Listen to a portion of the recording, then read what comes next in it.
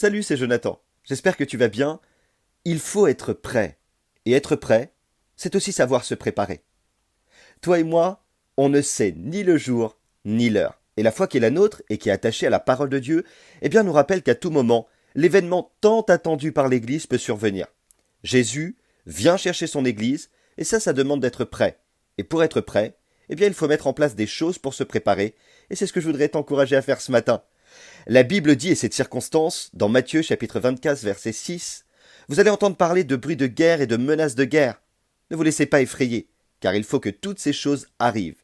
Cependant, ce ne sera pas encore la fin. Tu as vu en ce moment, les pays européens et notamment la France est marquée par ce qui se passe entre la Russie et l'Ukraine. Comment est-ce que c'est possible que, au XXIe siècle, une guerre de type XXe siècle, je parle de guerre de territoire, de guerre froide, survienne du jour au lendemain? Eh bien oui, c'est possible. Et tout le monde s'est rappelé alors que personne n'est à l'abri d'une guerre qui pourrait survenir dans un autre pays. Alors là, tout le monde met en place un budget alloué à l'armée parce qu'il faut se préparer pour être prêt à une offensive qui pourrait survenir alors qu'on n'y pensait plus et qu'on n'y croyait plus. D'ailleurs, je crois que tout le monde est choqué. Les autres, toi et moi. Des choses ont été mises en place directement après ce conflit majeur qui devient aussi un conflit mondial car le monde est touché, que ce soit politiquement ou économiquement. Alors je fais pas de politique, mais je voulais te rappeler quand même quelque chose. Il y a un homme politique qui s'appelle Bruno Le Maire qui a rappelé que l'importance de l'unité de l'Europe, mais aussi d'autres pays majeurs pour la force économique, donc l'unité. Et ensuite, il faut réarmer militairement la France et évidemment les pays européens, donc se préparer. Il a abordé deux grandes vérités spirituelles, sans le savoir. Car s'il y a bien des choses qui vont nous permettre de nous rassembler et d'être prêts pour le jour de l'enlèvement, eh bien c'est d'abord d'être unis à Christ, car nous sommes un seul corps, et c'est l'épouse tout entière que Christ viendra chercher.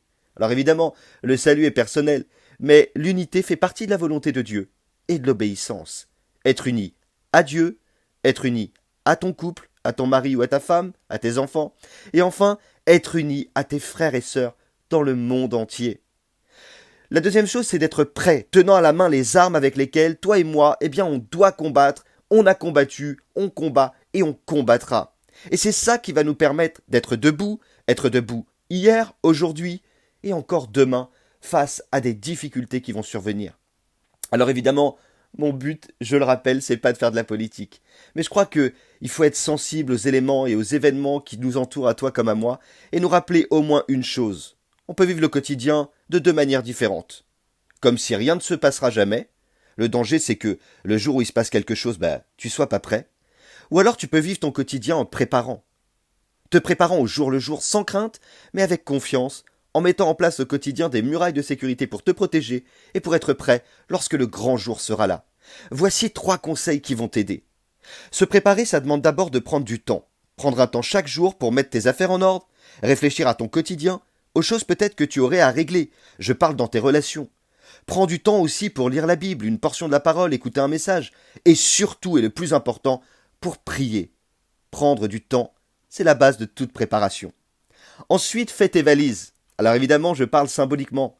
Tu ne sais pas quelle épreuve, ou quelle difficulté, ou quelle tentation va survenir dans la journée. Et peut-être que les quelques jours qu'on suivi se sont bien passés. Mais tu ne sais pas aujourd'hui ou demain à quoi tu vas faire face. C'est pour ça que c'est important de prendre des valises de bénédiction quand tout va bien. Charge tes valises, nourris-toi de la parole. Ne dis pas qu'une prédication n'est pas pour toi. Prends le meilleur de ce que tu entends, de ce que tu écoutes, même si elle ne correspond pas à ta saison actuelle.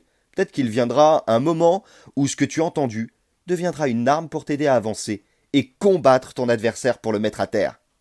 Évidemment, ce sera mon dernier conseil, et ça c'est important, sois toujours dans l'anticipation. Qu'est-ce que ça veut dire? Eh bien ça veut dire que tu ne dois pas subir les choses parce que tu ne te prépares pas. Sois toujours prêt. Si tu dois prier pour une personne, eh bien prépare-toi à vivre une bénédiction. Si tu te lèves le matin et que tu penses que la journée va se passer comme sur des roulettes, eh bien garde quand même dans un coin de ton esprit que peut-être les choses ne se passeront pas comme tu l'aurais prévu. Alors il va te falloir être fort. Plus tu te prépares, plus tu seras prêt. Je suis sûr que tu vas être d'accord avec moi, mais c'est souvent lorsque tu vis des événements auxquels tu t'attends pas que tu prends conscience qu'en réalité ça arrive pas qu'aux autres. Et là, tu prends des mesures parce que tu prends conscience. Allez, je termine en disant prends courage. Quoi que tu vives, quoi que tu fasses, quoi que tu passes. N'oublie pas de garder dans ton cœur cette phrase. Le meilleur moyen d'être prêt est de savoir toujours se préparer. Et n'oublie pas, Dieu a mis son potentiel en toi.